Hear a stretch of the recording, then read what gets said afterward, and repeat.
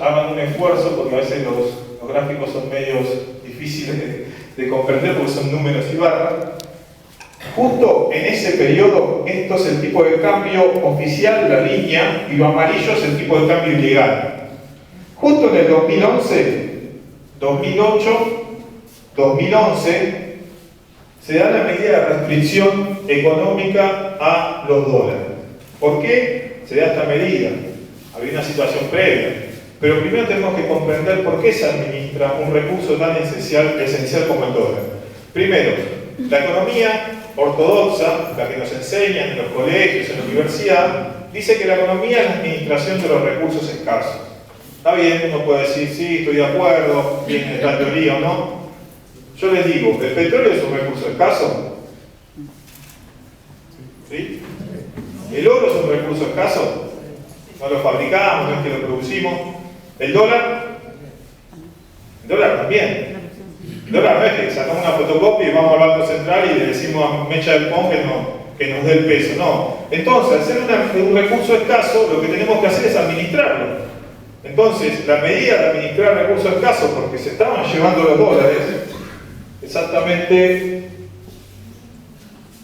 las dos formas, o las tres formas de salir los dólares del país son que las transnacionales remitan utilidades y dividendos, pago de intereses, pago de importaciones, y la cuarta, que es la que suma ahora, tiene que ver con la salida de activos externos al exterior del sector privado no financiero, que se conoce vulgarmente como fuga de capitales. Bueno, hagan el esfuerzo acá, esta línea verde, de acá, línea verde hasta acá, hasta este circulito. Hasta ese momento estamos hablando del 2008 al 2012. Se fueron en total 80.000 millones de dólares. De toda la reactivación económica, de la recuperación, de la mejora del salario, de toda la actividad comercial que las transnacionales se apropiaron, se la llevaron de esta forma y se la llevaron en utilidades y dividendos. Vean las barras verdes, eso suma unos 58.000 millones de dólares. La Argentina tiene un problema como todos los países de Latinoamérica. Hay dos formas de conseguir divisas. Por balanza comercial, que es la diferencia entre lo que exporto y lo que importo, o me endeudo. No hay otra forma. Entonces, ante esta situación de que los capitales transnacionales se llevan el dinero afuera, que algunos capitales nacionales también, personas y grandes grupos económicos, se llevaban los capitales afuera, había que hacer algo. Y esa medida, que tiene que ver con administrar el recurso escaso, tuvo sus resultados positivos, que es este circulito donde los números ya dan positivo y muestran que en el 2011 se fueron 21.000 millones de dólares, dos veces el superávit comercial de un año en la Argentina. Al otro año, cuando la medida se hizo efectiva en 2012, se fueron solamente 3.000 millones de dólares. Lo que quiere decir que se redujo en 18.000 millones de dólares si no hubiera estado la medida de restricción a la divisa, lo cual hubiera implicado que hoy en el Banco Central hubieran, en vez de 38.000 millones de dólares, 20.000 millones de dólares. Entonces creo que sí estaríamos ante una situación de posible devaluación, pero no estamos en esa situación. Y los números económicos tampoco dan para que se genere una devaluación con estos niveles de desocupación y con estas posibilidades de recuperación que tiene la Argentina, si es que sigue el camino de incentivar a los sectores multiplicadores de empleo, construcción y manufactura. Pero yo les conté que había otro sector que estaba oculto en todo esto, y que es el sector financiero. La barra que da para abajo, simple, 2002. Pérdida del sistema financiero en rentabilidad menos 19.000 millones de pesos. La última barra, si no se ve el número, dice 19.000 millones de pesos en el año 2012. Eso dan los balances contables del sistema financiero. Ganancia después de pagar impuesto a la ganancia, ¿no? Rentabilidad neta del sector. ¿En qué se sustentó eso? Ahí nos pasamos.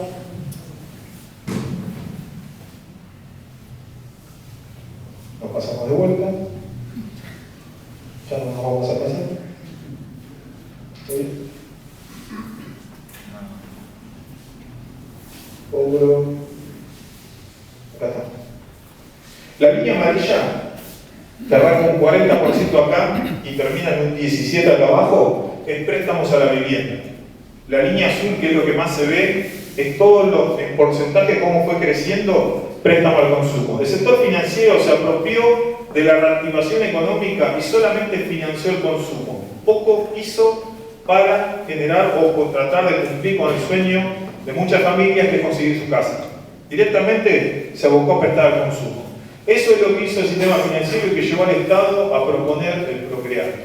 Este es el problema de la libre empresa, este es el problema del capitalismo, como lo quieren algunos, ¿no? Que entra, salga capitales, que el empresario venga y proponga que tenga que haber flexibilización laboral. Total, ellos se benefician de las mejoras salariales que se apropian de una reactivación económica como empezó en el 2003. De esta manera. Por eso fue necesario la intervención del Estado y que lance este programa que es el Procrear, porque el sector financiero no lo estaba prestando.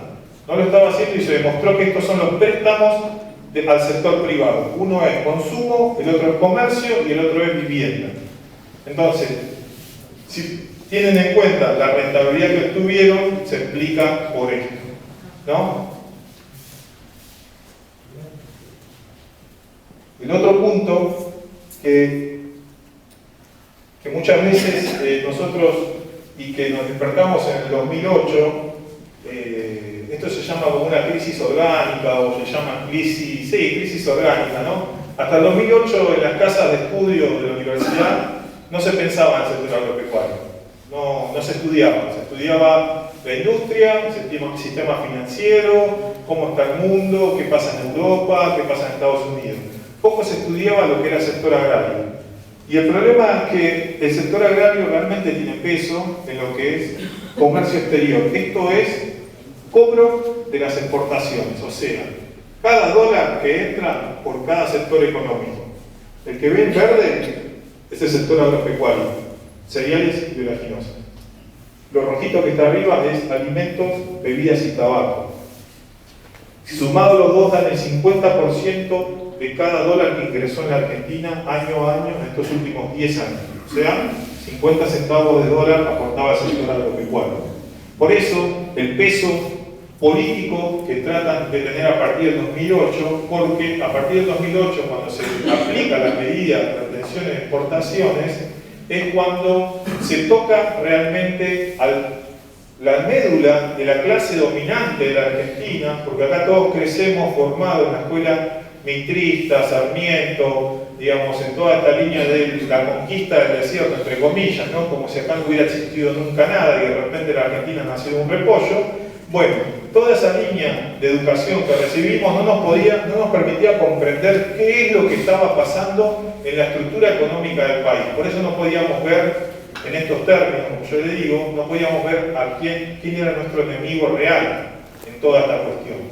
Por eso a partir del 2008, cuando el Estado aplica esta medida y toca a la clase dominante del país, es cuando empiezan a surgir y empiezan a aparecer los rostros de los capitales o las corporaciones agrarias más concentradas y vinculadas al comercio exterior.